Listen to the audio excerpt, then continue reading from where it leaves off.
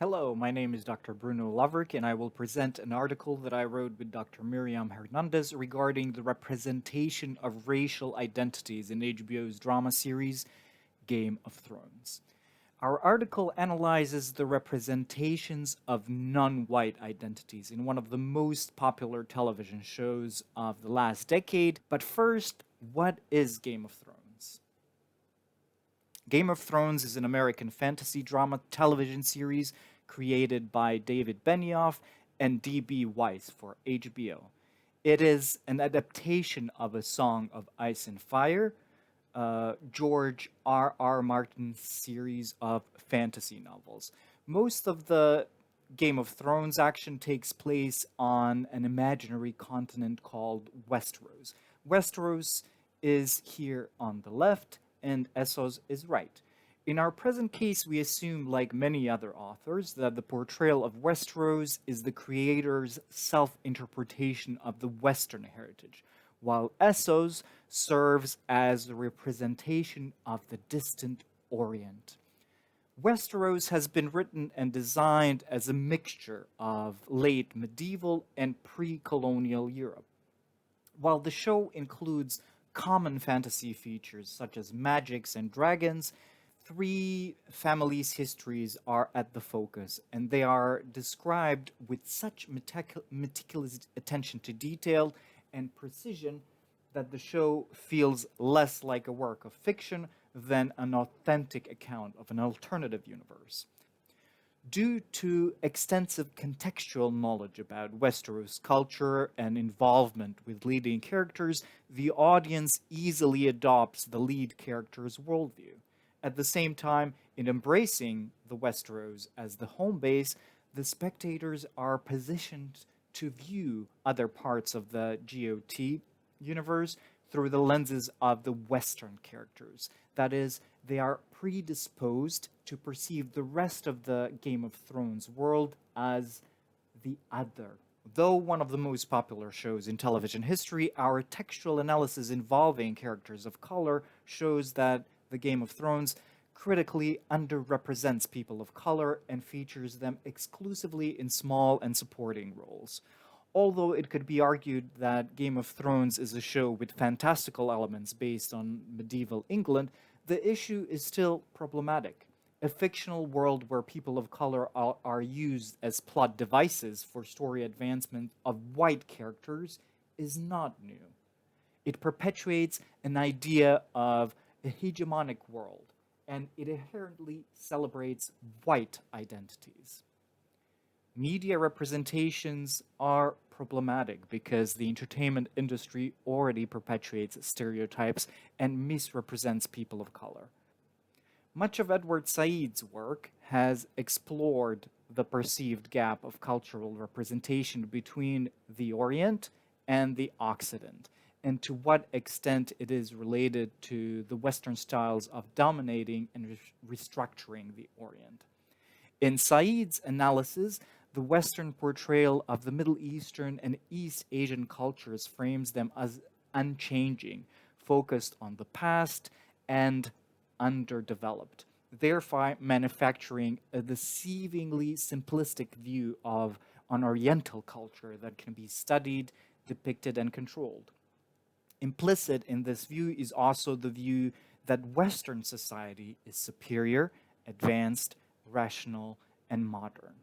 This is especially true in the case of Middle Eastern and East Asian cultures, whose representations in Western media have long been associated with enduring stereotypes and binary tropes.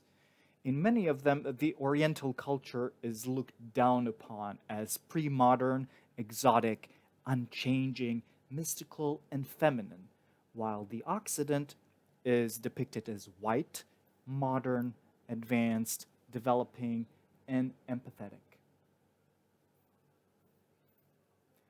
The idea of other in Game of Thrones context primarily refers to cultures and people living on the eastern landmass opposite of Westeros. So that's the landmass called Essos. Other than discussing a looming threat in the form of an exiled Westeros princess called Daenerys Targaryen, Westeros characters do not pay much attention to this continent. The showrunners also simplify and orientalize it compared to the Westeros. So, compared to the rich lore of Westeros, Essos is essentially an empty backdrop filled with the most superficial cliches of colonialist art and motifs which were in the European history used to justify the exploitation of oppressed lands. For example, White Daenerys is presented as a liberator of slaves, an embodiment of progressive ideas. On the other hand, the darkish skinned locals are painted with crude brushstrokes that highlight their barbarism, exoticism, and proclivity towards treachery. I say darkish skinned locals because true examples of very dark skin in Game of Thrones are very, very rare in all of the seasons from 1 to 7 that we analyzed. Similar lack of nuance is noted in representation of Eastern landscapes, whereas Westeros panoramas are conceptually and artistically grounded and shot in specific European locations. The Essos consists of non-specific CGI sites that blend Oriental motifs and shooting areas across Europe and Africa. This includes romantic ruins of ancient sites, such as Game of Thrones' ancient Valyria, scorched deserts and steppes like the Dothraki Sea, or copious oases and bazaars. These kinds of landscapes and images frequently pop up in the works of Orientalist painters. In fact, many of the Game of Thrones sets and costumes bear a rather striking resemblance to similar Orientalist artworks by other painters as well. These beautiful images are thematically about Orient, but they reveal more about European art connoisseurs than they do about the world they allegedly portray. As most of the Orientalist painters never traveled to the Far or Middle East, their works are populated with sensuality and mysticism without any links or references to specific Arab cultures or locales. In the scene where we first meet the Dothraki leader and Daenerys' husband, he is described as savage, of course, but the finest killer alive. This framing of Khal by Daenerys' brother, Viserys, applies to the Dothraki tribe overall, who, compared to cultures of Westeros, are portrayed as primitive, inferior, barbaric, and foreign. After Khal Drogo's death, most of the tribe promptly turns on Daenerys by leaving her to wander in the seemingly never-ending desert. She's eventually rescued by another merchant, Sharo Showan, who later conspires to steal her dragons. Likewise, Daenerys' love interest, Dario Naharis, casually kills his superiors during the siege of Yonkai, as do slaves who slaughter their corrupt masters. Such disloyalty, treason, and cruelty are not endemic, but are consistently portrayed as a cultural standard of Essos. Even their entertainment, such as fighting pits, gladiator games, or sexual decadence, along with slave exploitation, illustrates the pervasiveness of the Oriental stereotypes and solidifies Said's notion of implied superiority of the West. One of the show's most remarkable scenes comes when Daenerys frees armies of Essos slaves, the Unsullied. We are led to believe that until then, thousands of people have allegedly accepted slavery and had been unable to free themselves. They had to rely on their white savior to bring them freedom, culture, humanity, and modernity. In portraying them as children in need of a white savior and liberator, the show promotes racist narratives which were in the colonial times used to justify Western hegemony and exploitation of the East. This rationale has justified Western looting of numerous historical artifacts from places like Egypt, India, China, and others, whose cultural relics are still dispersed across European, and American museums. In addition, the fictional Orientalism of Game of Thrones, much like in our own world, is more articulated by the pointed absence of non white voices than their discourses or actions. Furthermore, all the characters of Westeros speak flawless English and have recognizable names such as Rob, Caitlin, John, or Jamie. On the other hand, as we go further east, characters start speaking in heavily accented or broken English, or they go to the extreme of fully unrecognizable language of the Dothraki. Eastern names are also more difficult to pronounce and are replete with X's, Q's, and Z's.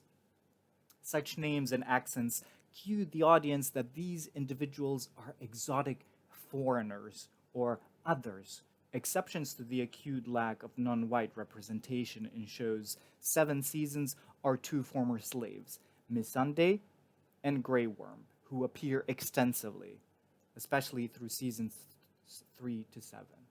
However, their stories revolve around attending Daenerys and her military agenda. They do eventually get a romantic subplot and increased screen time, but their involvement appears more as an afterthought rather than a vital drive in furthering the story. Though freed from Essos' bondage and servitude, they choose to stay and help Daenerys. Yet Missandei and Grey Worm belong to the 8% of the show's non white characters, and they do stand out for consistent screen time and their number of lines. Other non white characters appear in the form of faceless slaves, rows of soldiers or servants who perform a variety of menial tasks. Still, even these roles are mostly played by white extras in tattered costumes and ruffled up makeup. Just like blackface was a distortion of authentic culture, or blending of culture with the purpose of providing entertainment for the Western audience, Oriental constructs, even in a fantasy show, are a mirror image of quiet fantasies that are still dormant in our own world. Although Westeros and Essos are not real places, they feed into the collective consciousness of global audiences and entrench Oriental stereotypes that have been imprinted into the Western psyche over the last 500 years. It is difficult to imagine harems, pyramids, desert caravans, unreliable, bizarre traders, and oases without evoking an imagined culture of monolithic East, which in Oriental art is usually amalgamation of the Ottoman Empire and Persia, along with a variety of cultures from the Arabian Peninsula. Moreover, like in our own world, non white identities inhabiting Essos are rarely given a chance to speak for themselves.